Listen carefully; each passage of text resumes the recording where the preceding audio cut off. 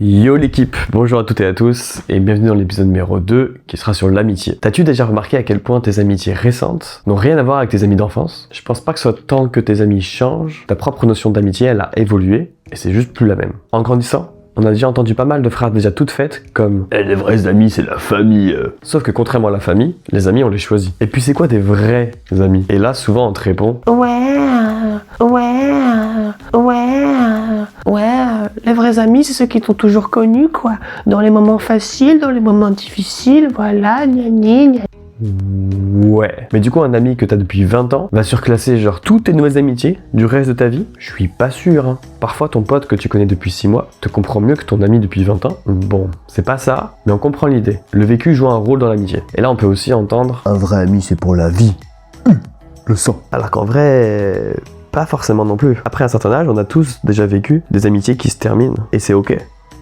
C'est chiant, mais c'est ok. Ça fait partie du jeu, quoi. Ces phrases toutes faites, elles apportent une définition très rigide de l'amitié. Elles donnent l'illusion qu'une seule définition de l'amitié existe, qu'un seul modèle est valable pour tout le monde. Pour moi, au contraire, l'amitié prend différentes formes selon la phase de vie, selon les besoins, les passions, l'environnement, le contexte. Et c'est justement cette diversité qui fait que c'est si précieux. On ne s'attend jamais à de nouvelles amitiés, ni sous quelle forme on va les rencontrer. J'ai l'impression que quand t'es enfant, un ami, c'est avant tout quelqu'un qui est géographiquement proche, assez proche de toi, pour que tu puisses jouer avec. C'est généralement un voisin, un camarade, quelqu'un de la famille. Bref, des relations confectionnées par le hasard de la vie et la proximité. Puis vient le moment de ton anniversaire, et tes parents te demandent qui inviter. Donc pour la première fois, tu réfléchis à qui vraiment inviter pour souffler tes 8 bougies. Une sorte de tri.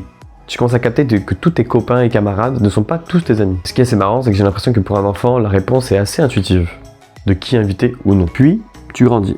Ta perception de l'amitié évolue. On a alors tendance à se rassembler avec des gens qui nous ressemblent, qui partagent les mêmes passions que nous. L'amitié devient affinitaire. Tu te lis plus facilement d'amitié avec quelqu'un qui partage tes goûts. Une musique, un jeu, un sport, un style vestimentaire. On arrive à se retrouver dans une passion, un délire, une sensibilité. La proximité physique joue encore. Voir régulièrement une personne renforce le lien. C'est aussi pour ça qu'un déménagement en étant adolescent peut être un vrai drame. C'est aussi là où commencent les groupes de potes. On y cherche notre place. Et on espère y rester le plus longtemps possible. Un doux sentiment d'appartenance. C'est aussi l'époque des premières confidences. On se parle de ses pensées les plus profondes, ses sentiments d'amour, ses doutes, ses premières fois, ses hontes. C'est là que les amitiés prennent une vraie dimension intime pour la première fois. Bon, avant qu'on rentre dans le dur, regardons la définition même de l'amitié. D'après le Dico, c'est un sentiment d'affection entre deux personnes, une forme d'attachement et de sympathie réciproque. Mais dans la vraie vie, c'est pas juste de l'affection. J'ai l'impression que c'est un mélange de confiance, de loyauté, de moments partagés, parfois même de douleurs partagées. Enfin, vient l'âge adulte. Et là, j'ai remarqué un truc. La durée d'une amitié ne veut plus dire grand-chose. 8 ans, 8 mois, ce n'est plus réellement un critère. Ce qui compte réellement, c'est ce que l'on a vécu ensemble. C'est la qualité du vécu, pas la quantité. J'ai un pote que je connais depuis peu. Big up, Sam, si tu m'entends. Le sang, la veine, l'ami, la gang. Que je connais depuis à peine un an, mais avec qui j'ai traversé des galères, j'ai eu des discussions profondes, avec qui j'ai ri comme un gosse. Et ce lien-là, il est plus solide que d'autres avec qui j'ai pu passer des années. Selon plusieurs études de psychologie sociale, oui, c'est moi le chercheur en psychologie, les amitiés à l'âge adulte sont fortement influencées par les expériences communes et le temps passé ensemble. Des chercheurs ont aussi montré que passé l'adolescence, la quantité d'amis diminue, mais leur qualité perçue augmente. Et aujourd'hui, je le ressens dans ma vie. Les amitiés qui tiennent sont celles où s'est passé quelque chose d'intense, d'authentique. Elles donnent le sentiment d'être éternelles. Mais adulte, je sens aussi qu'il y a un tri puissant dans ces relations amicales. Petit à petit, je me suis éloigné de certaines personnes. Parfois, c'était réfléchi, parce qu'on était plus sur la même longueur d'onde. D'autres fois, c'était plus subtil. Moins la sensation de partager des choses, moins le réflexe de s'écrire, et on se perd de vue. Et bizarrement, il n'y a pas de conflit, juste une distance qui s'installe. Mais le tri, ce n'est pas que délaisser, c'est aussi savoir garder. Les amitiés, ça s'entretient. C'est du temps et une réelle volonté de rester connecté. J'envoie un message, je prévois un tête-à-tête, j'invite à un événement, c'est du taf.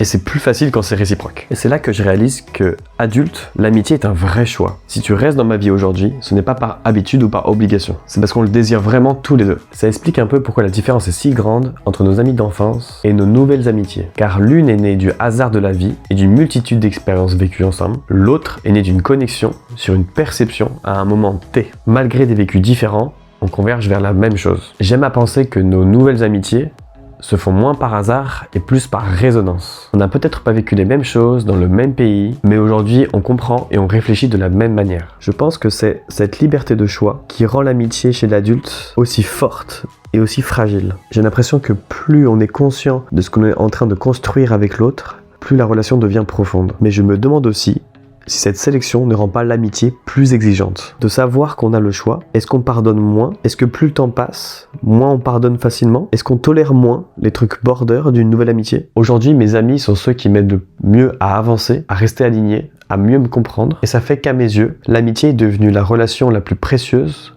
dans cette période de vie. Mais est-ce que ça sera toujours le cas à 40 ans, quand j'aurai une femme, quand j'aurai des enfants? Est-ce que ces liens resteront aussi puissants ou vont-ils évoluer à nouveau? Franchement, je sais pas. Mais je suis très curieux de le découvrir. Et toi, t'as déjà senti qu'une amitié s'éteignait sans trop savoir pourquoi? C'est quand la dernière fois que tu as vraiment eu un moment d'amitié sincère qui t'a fait du bien? Partage dans les commentaires un peu de ton vécu et je le lirai avec plaisir. C'était tout pour l'épisode sur l'amitié. On se retrouve dans une prochaine vidéo. D'ici là, prenez soin de vous et n'oubliez pas, le plus important ce n'est pas d'avoir raison, c'est d'avoir réfléchi. Ciao!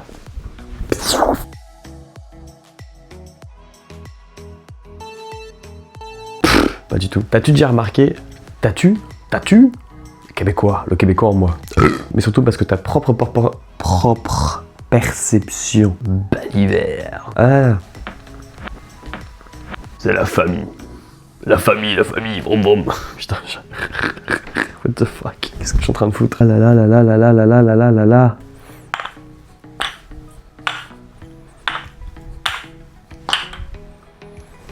Tu réfléchis